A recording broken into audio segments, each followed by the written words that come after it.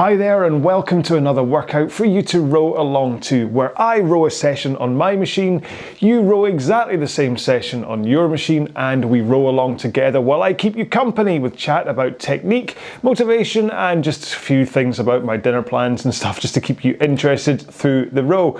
Now today is going to be a nice low intensity, long and slow row. Okay, we're going to row for 35 minutes and we're going to do it at 18 strokes a minute. Now if you are doing the 1K plan along with me, then this should be a recovery row, okay? This is not a tough row. After the sessions we've had so far this week, this one really needs to be on the back end of the pace guide. So where normally I would say to row this at round about 2K plus 20 pace, which is round about 5 out of 10 effort, I want you to just slow down by another couple of seconds and be closer to 2K plus 22, okay? Because you need to recover after yesterday's really tough, hard session that was all about power, and you also then need to prep for the next session. Now, of course, you may want to have a rest day between day 4 and day 5, and so if you want to go to that 2K plus 20, then okay, but the point here is that I want you to be slow so you can build up and refuel that power, the energy you have in your body. If you do this too fast, especially if you're doing this within the 1K plan, you're just going to drain yourself and you're not going to have the power for session 5. And what I don't want to happen is that you end up scraping the barrel, circling the drain of power, and that you just go, oh, I'm tired, it's just doing me in this plan. However, I will talk more about that during the main road, because we might as well just get into a warm-up. I'm just going way ahead off script. Script, sure. Right, so we need to get up to a 4-minute warm-up, and we start off, as always, by setting up our machine. On a Concept 2, that means going to the drag factor first and setting that where you want it to be. If you don't know about drag factor, I do have a video here on the channel. If you know how to set it, and you don't know where to set it at 130 first. If you don't know even 130, what's he on about? Just set your lever between 4 and 5, okay? Too low isn't the problem, too high is the problem, right? If you're not in a Concept 2, just set the intensity, resistance, whatever you have, so you get a nice fluid flow through your stroke, but you don't have to heave against it to get it moving. Next up, if you can, go to your monitor and set it to eye height, so you don't have to look up, you don't have to look down. And finally, set those pesky foot straps to a position where you're able to come to the front of the stroke with your shins pointing vertically, okay? If you're set too high, that might be a little tough. If you're set too low, you might easily go scooting straight past. However, your posture is also a great thing when it comes to that, but I will talk about that too when it comes to the main row. However, we have this 4-minute warm-up ahead of us first, which we're going to do at round about 20 strokes a minute, and I just want you to start with enough of a push of power from your feet that you can think about that power connection to your hands, and then we will start to increase pace a little bit. It felt like a really long intro today, sorry. Here we go then, in 3, 2, 1, let's go. So, hopefully you've been through this, and hopefully you're going to go, oh, he's saying it again. But in case this is the first time you've done one of my videos, what I mean about that power thing is that the power into the stroke comes from your legs, okay? So you push your feet into the foot plates, and that's what gets power into your machine. However, there's no point just pushing your feet into the foot plates. You have to somehow connect it to the handle. And you do that firstly by getting the timing right, that you push with the feet at the same time the handle connects to your machine. That might be the chain connecting to the flywheel, or the handle connecting to the magnet, or the water, whatever. But you push at the same time that the handle connects. And you can help that by having a forwards tilt in towards the front of the machine and straight arms. And it's going to be a lot easier to get that leg press or push in from this position. Now if you want to just spend the next 30 seconds increasing the pressure from your legs, just to feel those muscles working. I mean, I'm not talking max power here, but just make sure you're putting some effort in. You can hear your flywheel or water wheel accelerating as you push. Because in 3 strokes time, we're going to take 1 foot out and put it on the ground. 1 more stroke. So thumb out on the buckle, toes towards you. That's your quick release. Continue rowing with 1 leg strapped in. And get that push in from your leg, okay? So push. And make sure and get right to the end of your leg drive as well. Nice soft lock at the back. 1 more here. Let's swap feet. Thumb, toe, out. So same on this side. Continue rowing. So come into the front, shins vertical, push. Your leg should be all the way down. All the power's in. I'm going to talk more technique stuff through today's session. So don't worry. Right, both feet in, legs nice and straight, and then row with your back and arms. So pick up that force of the handle by swinging over your back first, and then pull in your arms. Then out with your arms and swing forwards over your hips again. This is a really important motion that so many people just don't get. 1 more here. Now let's roll to the front, strap your feet on the way, arms straight, forward tilt, and just press out from the front. Don't worry about power here. All I want you to think about is straight arms, forwards tilt, and then that feeling of connecting the hands to the flywheel or whatever you use while holding those straight arms and the forwards tilt, okay? Don't want to be swinging back, you don't want to be pulling your arms. Just push. 1 more. Push. Right. So like I say, I'll unpack technique a bit more in today's main session, but for the time being, keep moving up and down the rail, have a quick drink, and I'll quickly explain 1 more time what we're doing today.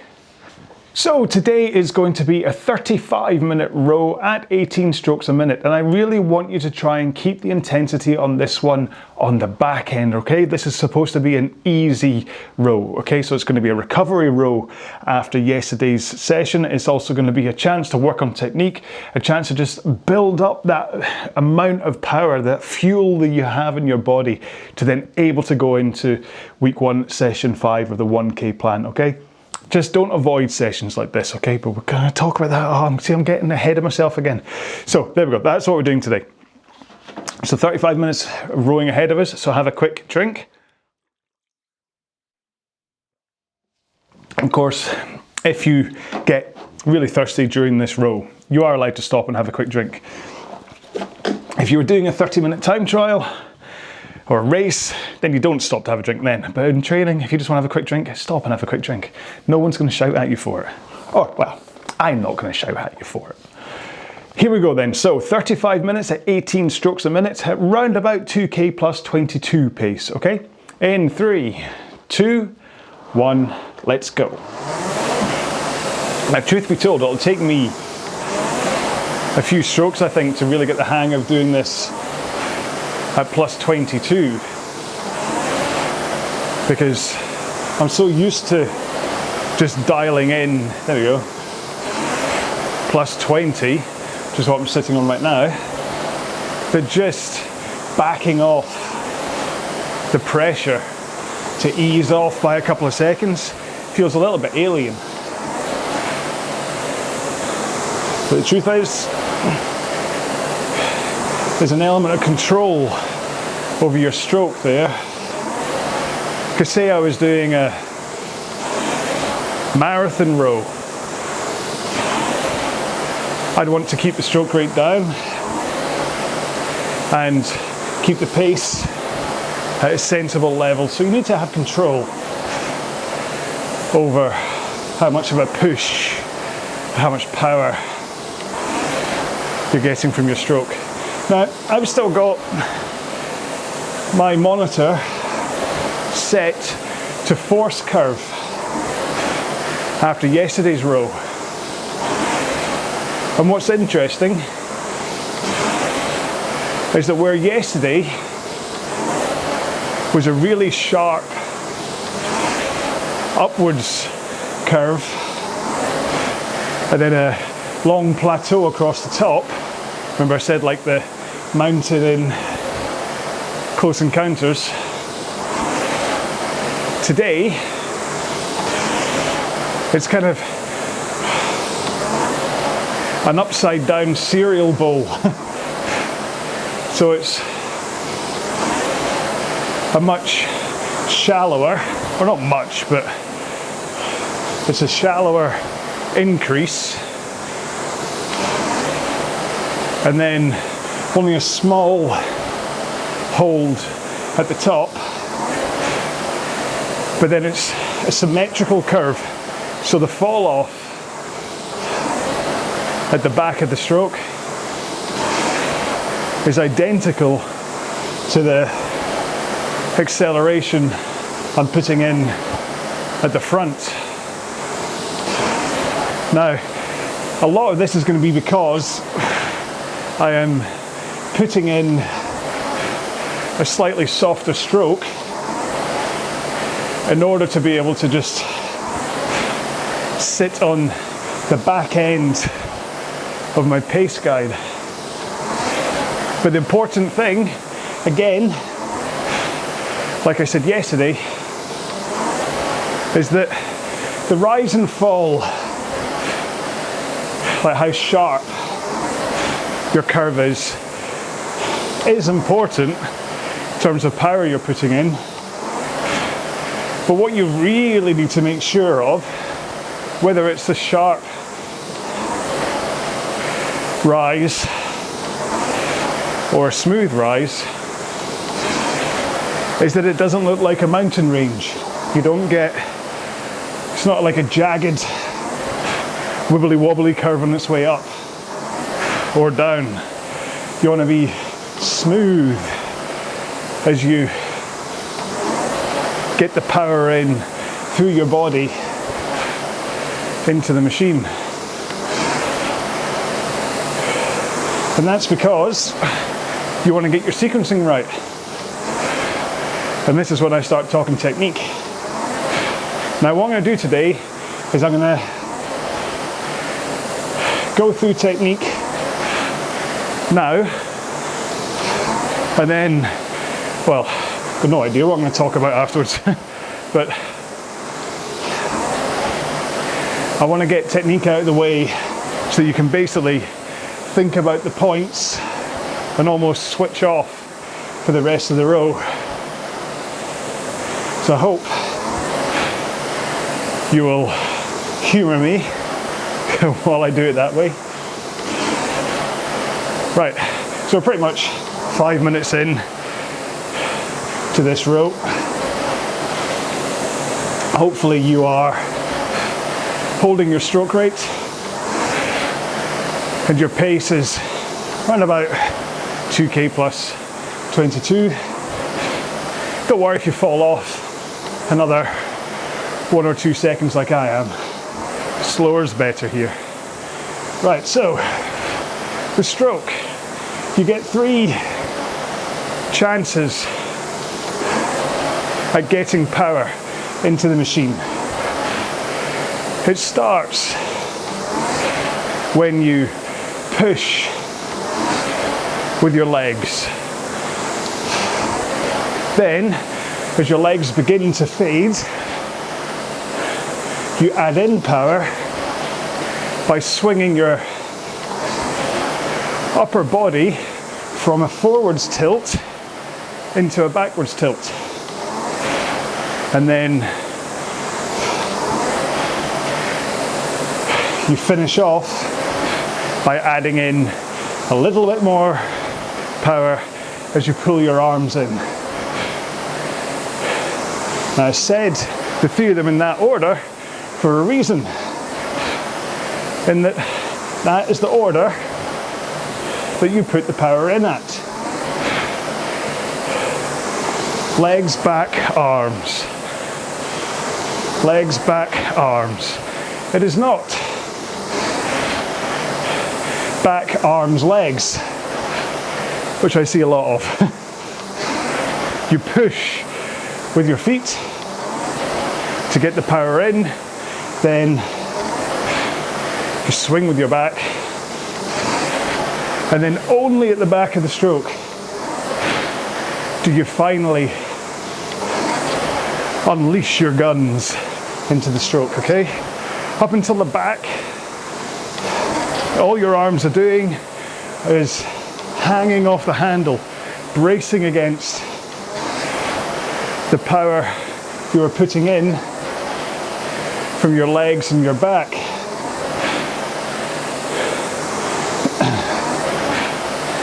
And your legs are the majority.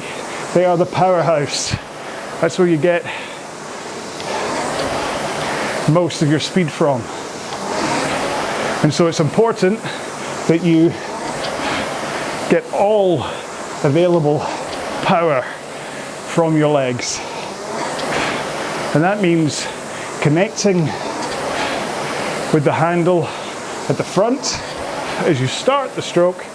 It also means getting the full range of your leg drive into the machine. So remember the warm-up, I was saying about getting your legs all the way down. You want to make sure your legs come all the way down, all that power gets in, and your legs are down kind of right before your handle pulls in, and that way you know you're connected to the machine the whole way. And it might help at the back of the stroke to point your toes to the front of the machine, and that way you know you're not pulling against the straps and soaking up some of the power that could be coming from your legs. But at the front, the key here is arms straight, so they're out in front of you at a nice neutral height. You have a forwards tilt so that you are leaning towards the front of the machine.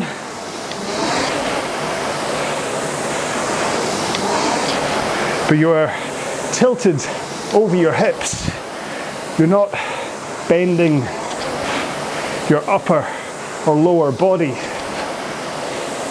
And then, because of that forwards position, if you have a good, powerful posture sitting up on your sit bones, then as you slide forwards, when your shins are in a vertical position, you are in the perfect place to unleash the power from your legs by pushing the machine away from you. So when you think about pushing the machine away, it kind of mentally transfers the effort into that direction. If you think about only pushing yourself, like I'm pushing yourself backwards, sorry, garbled sentence there, like you want to get to the back of the machine as quick as possible, then what happens is that you tend to lean back way too soon and pull on the handle way too soon. So it's a really handy mental trigger, thinking about pushing the machine away from you in order to hold that forwards tilt and straight arms as you push. And then as your legs get about halfway, maybe just past halfway through the drive, the initial explosion, acceleration of power starts to fade. And so that's why you wait and then you swing over your hips into that backwards lean. It might not feel like much, but trust me, the power you add by swinging from a forwards to a backwards, from that 1 o'clock forwards to 11 o'clock backwards, is so much power. And whether you use that to help you row faster or just to be a more efficient rower when it comes to putting the power in for longer, is up to you. But the truth is, you don't want to ignore that swing over your back. And then as you start that swing, your legs fade even more. And that's why you then pull in your arms. So your back offsets the first amount of fade from your legs, and then your arms just squeeze in a little bit more. And that's how you get a nice, tidy force curve. Now get those arms in to sternum height, which, if you wear a bra, that means round about the strap height across your chest, or if you wear a heart rate monitor like me, it should be bang on, or in my case today, just under your heart rate monitor strap. So I don't want you to finish up on your chin, because that loses so much smooth power. You suddenly end up using the smaller muscles in your arms and upper body. Where you think you might be stronger, you're not. You're actually using weaker muscles. So finish at sternum height. Use your lats, which are much bigger, much more able to withstand the power you're putting in. And remember, it's what I said in yesterday's workout, you want to get length from the front of the machine by connecting properly. It's more important to snap into the drive at the front. You can lose a good foot of leg drive from the front of the machine if you get the timing wrong. Whereas finishing with a handle up in my neck, I'm really only getting another 6 inches of poor quality length from my biceps and delts. As you get to the back, like I said, point your toes towards the front of the machine, and that will help allow you to get the full length of your legs into the drive, and it will also stop you from tugging on the foot straps, either to stop yourself moving backwards or to pull yourself back forwards again, both of which I don't want you to do, because if you stop yourself from moving backwards, that is potential momentum, force that should be going into the machine, and you're just soaking it up with your shins. And it could be a good like 20-30 watts you're wasting by stopping yourself early, in case you're a number junkie. But then also, if you tug yourself forwards on the straps, what it does is it collapses your posture like this, and suddenly I'm pointed backwards, and it's really hard to get back in to that forward tilt again. Whereas if you put your hands away and then rock over your hips, as you bend your knees, you are then in the perfect position here already for the next stroke. You don't have to think about leaning anymore. You're there, here, lock it in. So hands, hips, lock.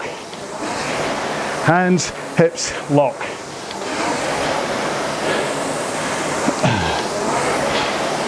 And then handle comes straight back in a straight line.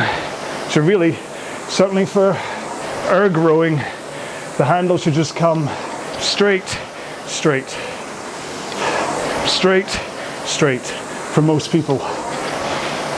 If you have a problem with your knees rising too soon on the return, which is usually that strap tug, then you can lower the handle to concentrate on getting the handle past your knees before you bend them. However, once you've got used to that, I want you to go back to straight line, in and out, because the danger of dropping the handle off your knees is that as you start the stroke, when you raise the handle, it causes you to tilt backwards, because instead of raising the handle, you tilt over your hips, whereas you want to come in, lift, but you hold that forwards tilt.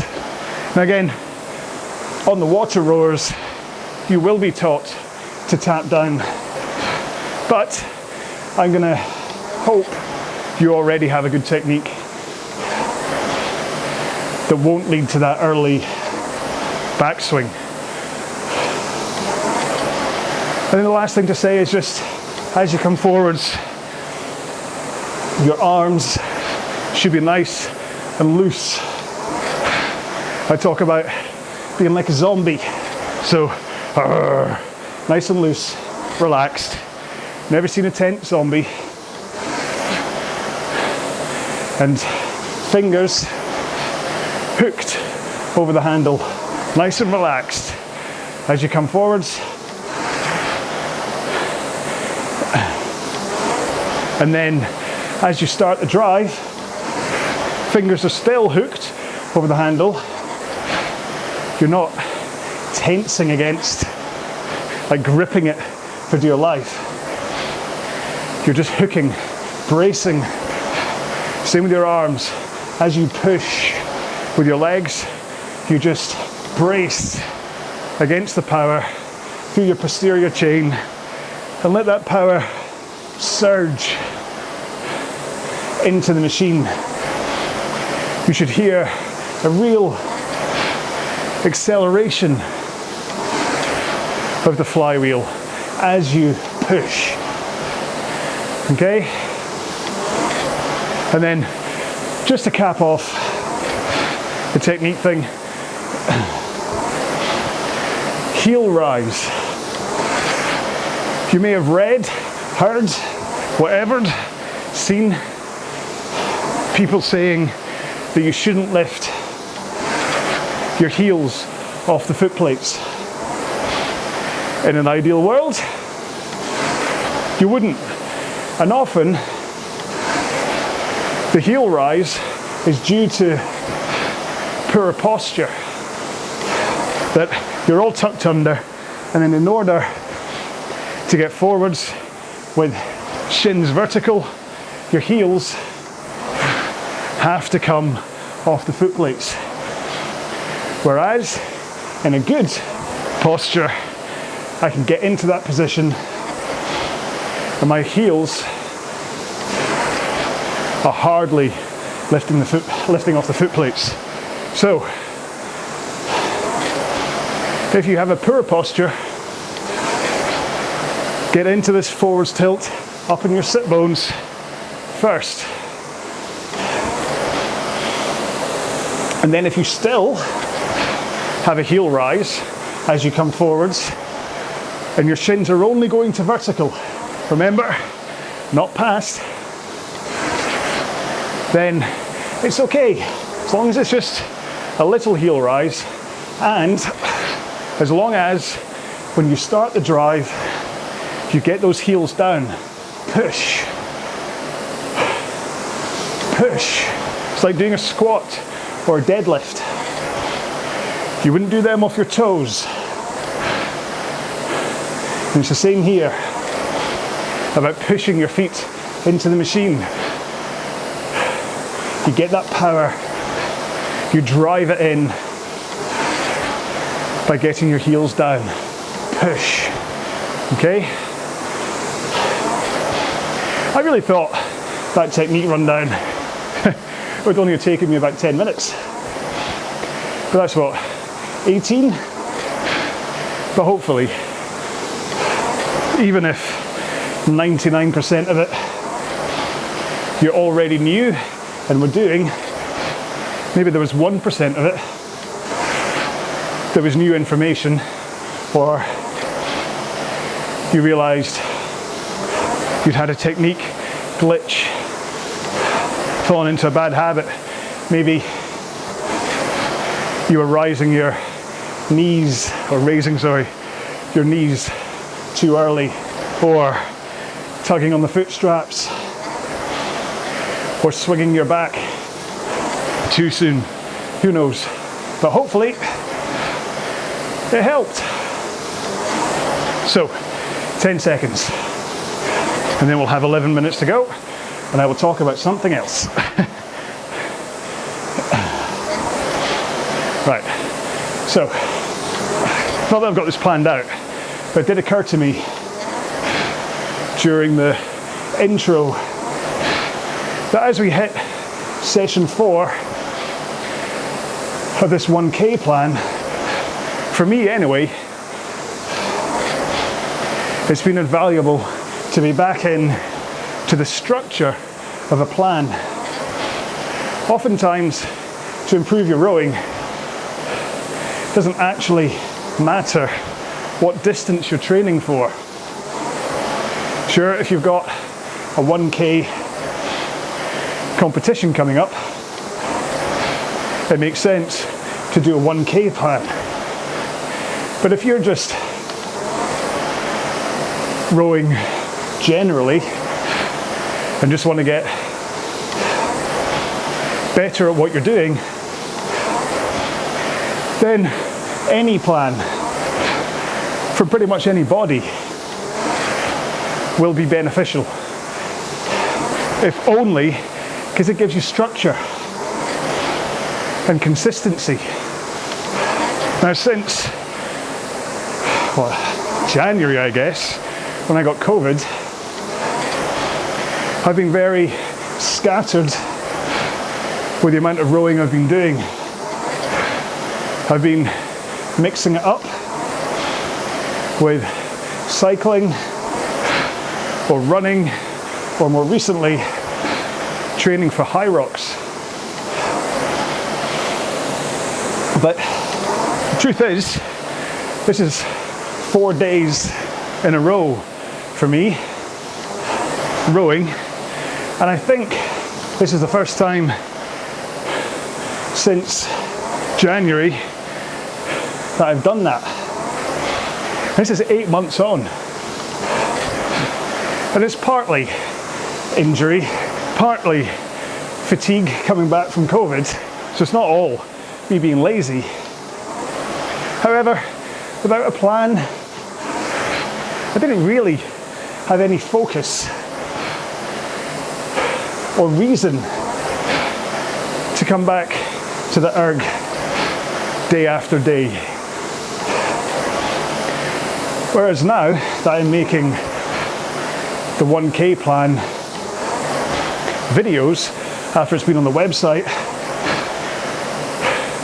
without videos for so long, well, this is now really giving me the focus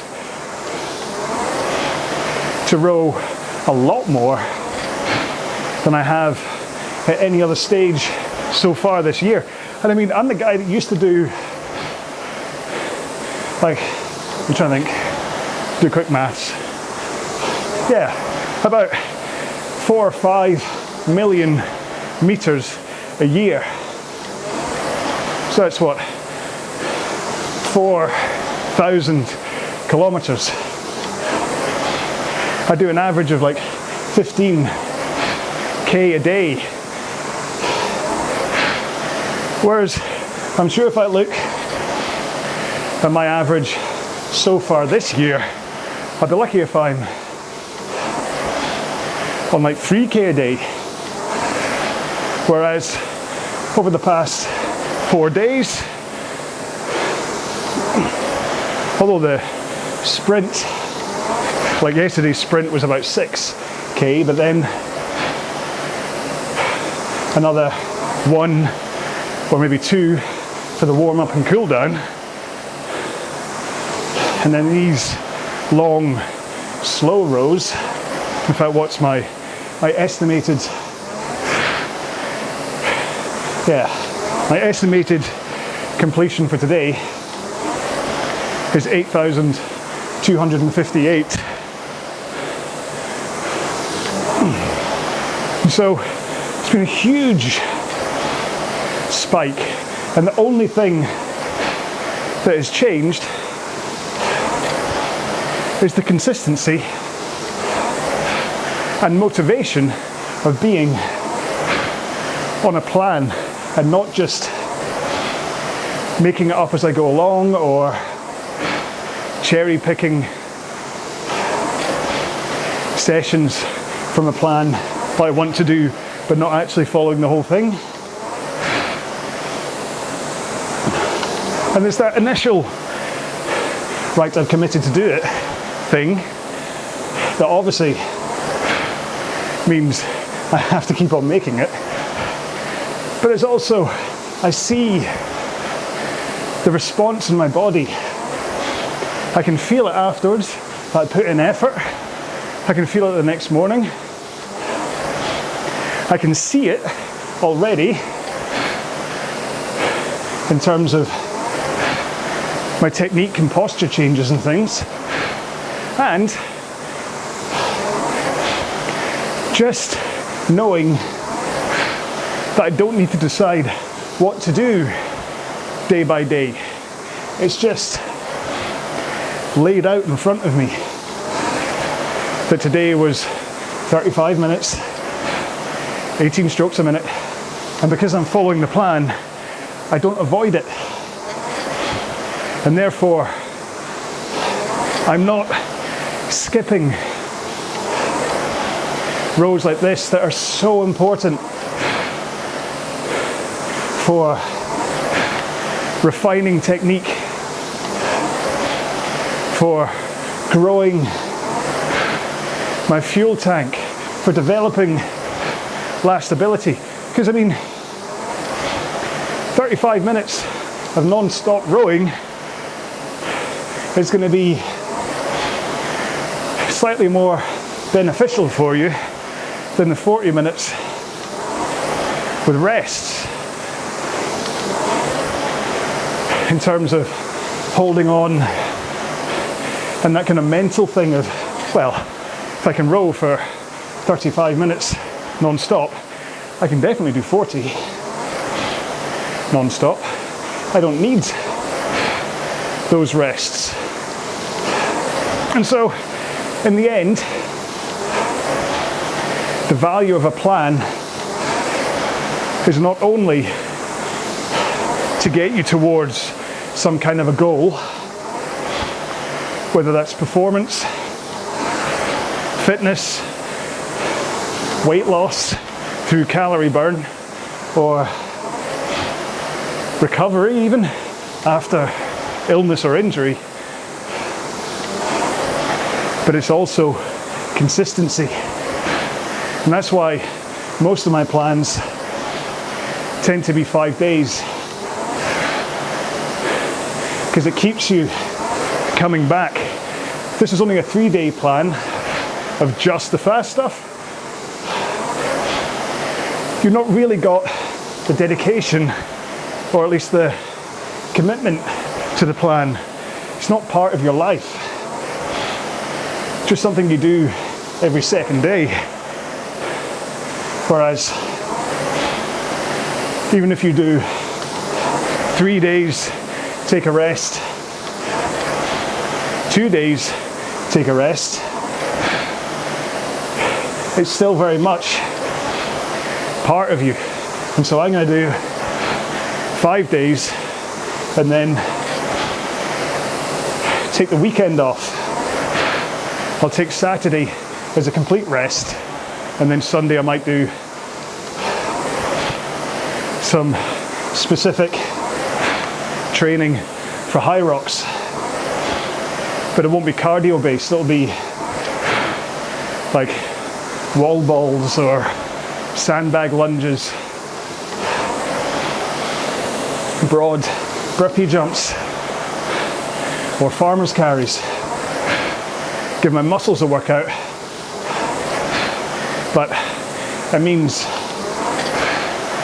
I haven't really hit my cardio system for 2 days in a row and lets my body recover. Now, recovery is important for everybody. Even 18-year-old sport monsters need to take recovery days to let their body recover. Otherwise, injury and burnout rear their ugly heads. But once you get closer to 40, it becomes even more important to take not just 1, but 2 days rest a week to let those energy stores build back up, let your body repair. And of course, nutrition is a huge part of that. Make sure you're taking in the right fuel for you. You'll know whether protein is better for you, or fat, or carbs. You'll know whether working in a fasted state like I do is better. And of course, you know to stay hydrated, because that is a bigger disruptor of your performance than lack of food. Alrighty then, one more stroke. There we go. So, my aim for that row was 2K plus 22, and which meant I had to row it at 207, but my average for the whole row was 207.1. Happy with that. And for those who remember what my projected finish was, I said it was 8,200, excuse me, retake. I said it was 8,258. I finished 8,259. So I was 1 meter faster than the projected finish. So have a drink, maybe tell yourself down. I know I'm soaking after that, but that's the point of today's row, is it's like just that fat burning, fitness building that you should come off. I mean, I think I'm actually in a more moist state today than I was after yesterday's 21-minute intervals. Right, 2-minute cool down. Do this at around about the same pace you started the warm up at, or just pick a pace that you know you're going to be cooling down from, okay? This isn't an effort row, this is letting you cool down. In 3, 2, 1, go. I mean, there is a school of thought that actually after a long, slow 35-minute row, you probably don't really need a cool down. You can just let your body naturally cool down as long as you didn't find it too hard in the main session. However, I'm still a fan of always doing a 2-minute cool down, just in case you've developed some bad habits with your technique, and you can just get rid of them by thinking about rowing with a good technique through this 2 minutes. And mentally, again, 35 minutes holding a stroke rate, listening to me whittling on in your ear. It takes quite a lot of concentration. So a 2-minute cool down just helps you disengage. But then the bigger thing I always think is that you just want to get into the habit of doing a cool down. So that on the sessions where you really do need to, let's say you've just done a 2K time trial, it's a good idea to do at least a 2-minute cool down afterwards, if not more. But if it's just a habit, something that you do, you know that you just paddle away for 2 minutes to just let your body engage and ease off. It's going to be so much better for you. You then add on stretching, post-workout stretching, there's the cherry on the cake. But a cool down, especially if you're not going to stretch, crikey, you really need to do a cool down. There we go. So, when we get into some stretching, you don't have to do this in the same order that I do. You can take your time, bearing in mind, I do tend to waffle on at the end, so yeah. So, if you're not going to stretch with me, then just make sure you do your hamstrings and hamstrings and your quads at one point, but not in the shower, don't want you to follow her. Or, Stretchy John has just appeared, so you can follow him, or you can follow me for some on-machine stretching. So, hamstrings first, get yourself comfortable in the seat. I like bracing my toes against the foot straps, arms up, fold forwards, and then gauge where the stretch is, okay? So right now, it's kind of coming under my calves and under my knees. So if I just put a tiny little bend in my knees, and then stretch, tiny bend. If I come up too much, I lose the stretch entirely. It's just coming out from that lock to a soft lock. Then I bend forwards, now I'm getting my hamstrings.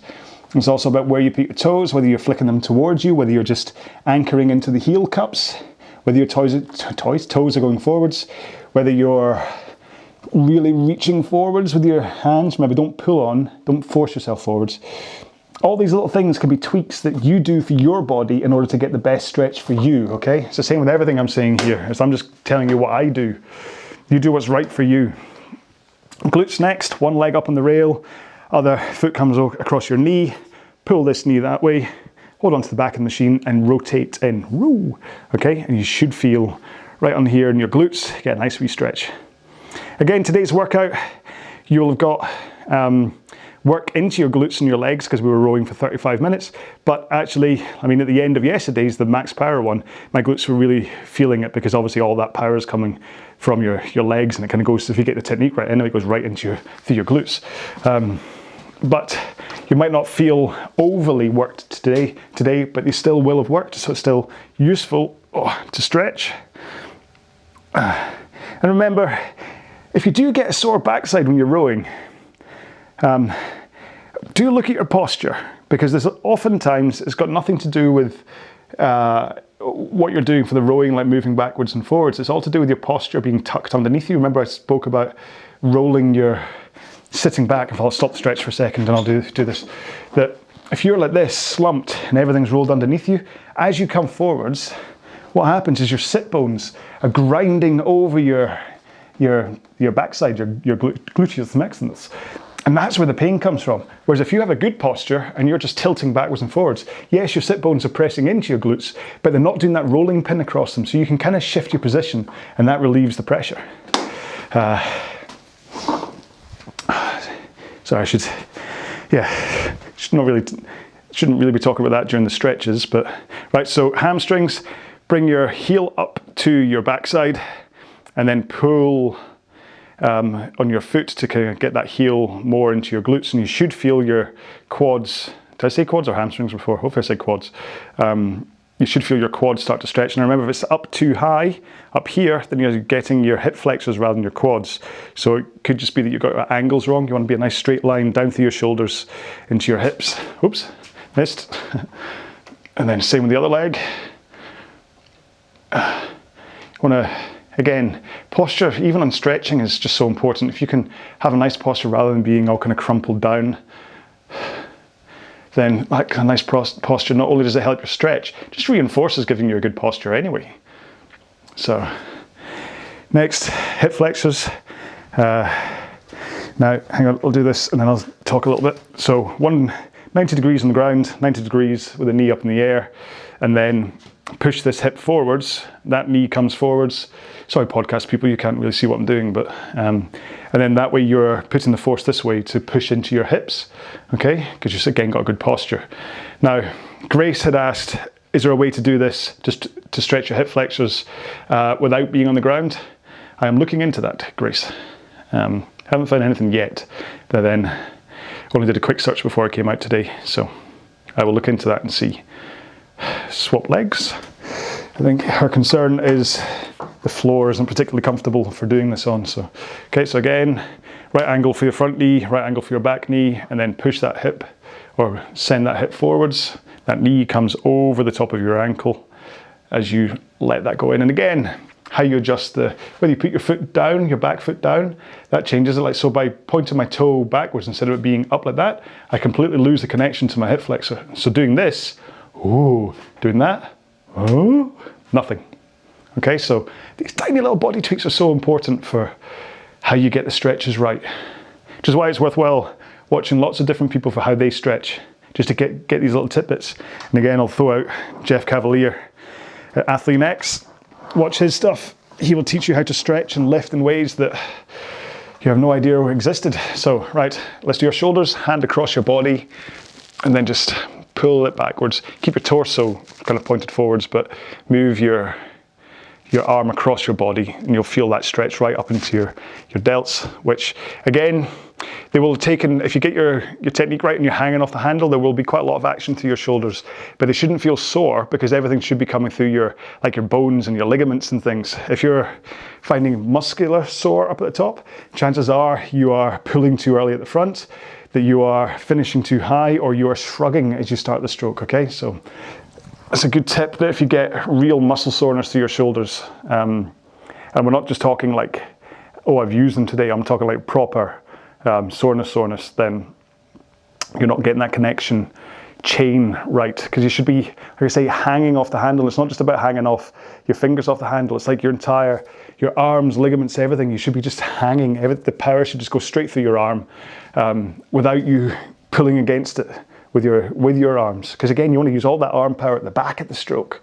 You don't want to waste it at the front and fight against it with your legs. You want to go straight and then wah, all that Popeye right at the back. Triceps. Now, this is when I talk about I have bad shoulders. My bad shoulders aren't from rowing. My bad shoulders are from years of playing squash and things. And I think possibly the way I sleep, because I kind of when I sleep on my side. This is probably, apologies for this sharing too much, because you're having to now imagine me sleeping. But I also do this thing where I kind of I sleep like this, like I'm a gangster rapper. Hey boy, this is kind of how I sleep on my side, like this. And I'm sure there's a kind of a forwards motion of my shoulders that I do when I sleep, and that's not helping the stiffness of my shoulders. It's helping my auditions for a gangster boy band though. It's great. No one's called me yet though. I'm waiting for a phone call for, hey, we want a man in his mid-40s to come join our band to do some dad dancing. That would be funny.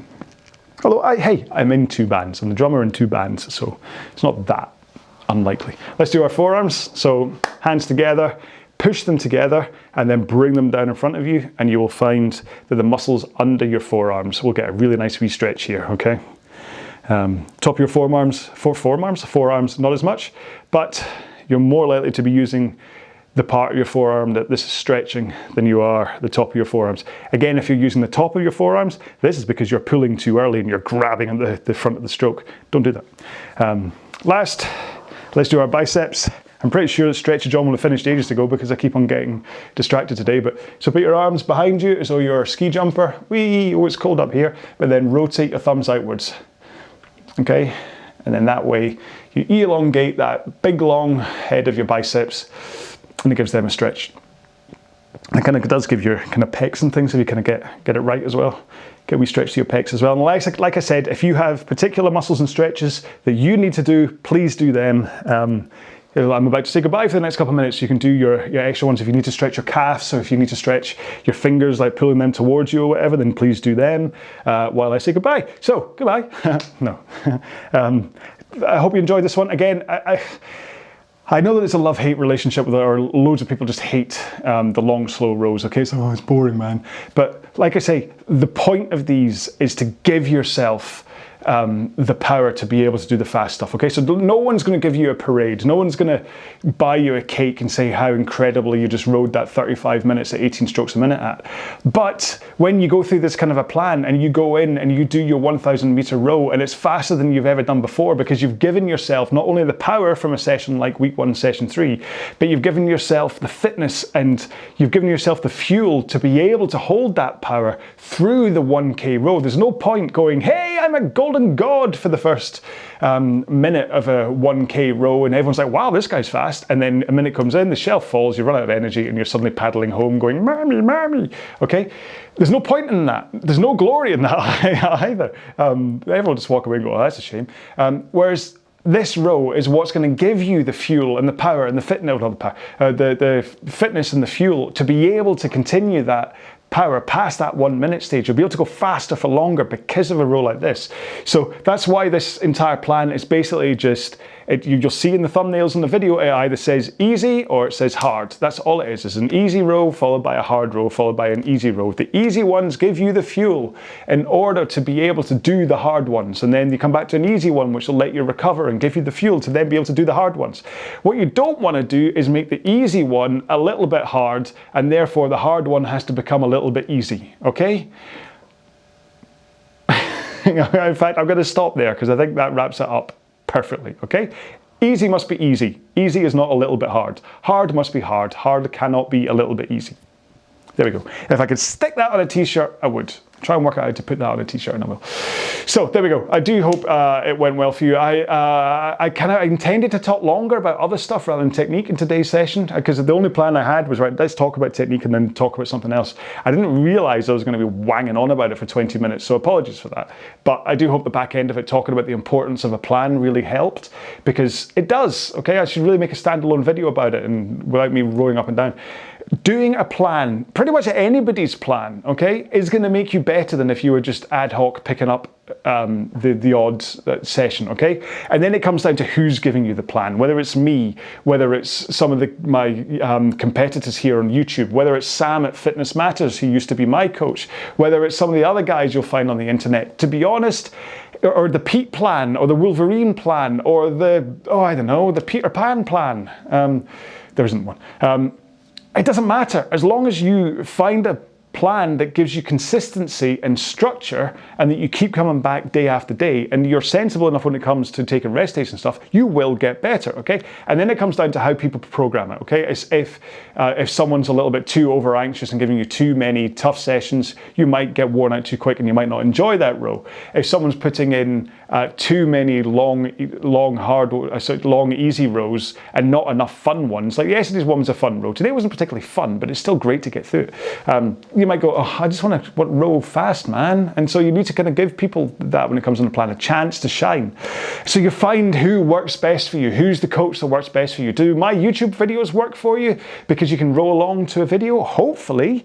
Do you hate the sound of my voice and so you want to go with somebody else? I hope not, but there's a good chance that's what happens. Is that you're like, all right, okay, that guy, I'm done with him. Fair enough. But the important thing is that you keep coming back to a plan and you do it and you make sure and you commit and you get faster. And then you get that plan done and you think, right, should I take a break from rowing or should I do something else? Fine, sure, fine. But over the 4 weeks or 5 weeks of a plan, commit and do it and you will get better, okay? That's why I talk about the importance of baseline testing at the beginning of one of these so that you can test your 1K, you know how, or even like our session 1 was those 8 1-minute sprints. We've set a benchmark there just by doing them so that later on when we do them again, we can say, wow, man, I've improved, I've got faster. You didn't even have to have a 1K under your belt in order to have that benchmark row there to be able to do later. Right, today's rant will be, so, this should be when I think of a hashtag all based around that. Plan, oh, what's the, plan, I don't want to say vital, plan importance. It's about the plan, all about the plan, the word has lost all meaning. Yeah, something about a plan. Stick a hashtag, something about the plan, and let's see what people come up with. Just to let me know you got this far through the video, in which case, well done, because I got a little bit ranty there, didn't I? So, yeah, cool. There we go. So that's week 1, session 4, or at least session 4 of the 1K plan. Whether you do these in order with me or not, it's entirely up to you. But yeah, as far as I'm concerned, this is week 1, session 4. We have one more session for this week, which will be back up to a hard row again, just to see off the week's training. So I hope you will join me for that one, or in one of my other many workouts I have here up on YouTube. Make sure and check them out. Check out the groups of playlists and stuff that I have here as well. The website has a handy list of all the playlists I have as well, in case you're like, oh, I don't want to look at them. So if you go to RowAlong.com, you'll find there's a list on there, I think under training plans or something. It has like a group of all of the ones that I've made, so you can go, oh right, this is everything he's done. Wow, I had no idea. Because there are hundreds of workouts up here, entirely free for you, okay? I do not charge a penny for what I do, remember. So there we go. Thank you so much for putting up with me. I mean, I don't put up with me. I'm going to go and hang my head in shame for no, I'm not. Look after yourselves. Make sure and have a drink, all that kind of stuff. Eat well, be well, and I will see you in the next video. Bye-bye.